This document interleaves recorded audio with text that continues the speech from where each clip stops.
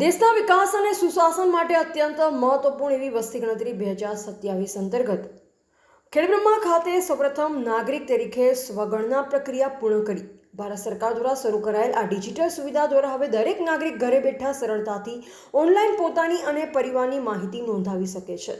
આ પહેલ સમય બચાવવાની સાથે માહિતીની ચોકસાઈ અને ગોપનીયતા જાળવવામાં પણ મહત્વપૂર્ણ સાબિત થશે।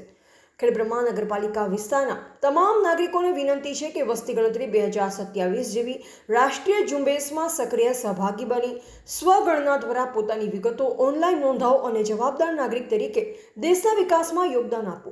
વસ્તી ગણતરી દ્વારા મળતી માહિતી સરકારને શિક્ષણ, આરોગ્ય, રોજગાર, રહેણાંક સહિતની યોજનાઓ વધુ અસરકારક રીતે લોકો સુધી પહોંચાડવામાં મદદરૂપ બને છે।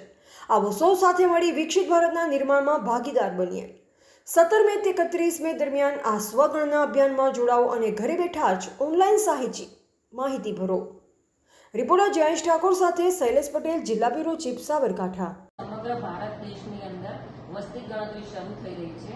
ભારતના વિકાસ માટે અને ભારતની વસ્તી સુનિશ્ચિત કરવા માટે આ વસ્તી ગણતરી કરવામાં આવી રહી છે। માનનીય વડાપ્રધાન શ્રી નરેન્દ્રભાઈ મોદી સાહેબનું જે લક્ષ્ય છે વિકસિત 2047 વિકસિત ભારતનું, એને આપણે સૌ સાથે મળીને પૂર્ણ કરીશું। ગણતરીકારો આપણા ત્યાં આવશે 1 જૂનથી, તો એમને આપણે સાથ સહકાર આપીશું।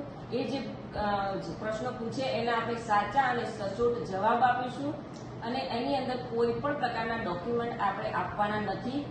બીજું, દરેક વ્યક્તિ પોતાના ઘરે બેસીને ઓનલાઈન પણ તમે ફોર્મ ભરી શકો છો અને વસ્તી ગણતરીમાં તમારું નામ સુનિશ્ચિત કરાવી શકો છો। આથી 1 જૂનથી આપ સૌ વસ્તી ગણતરીમાં મદદ કરશો અને સાથ સહકાર આપશો એવી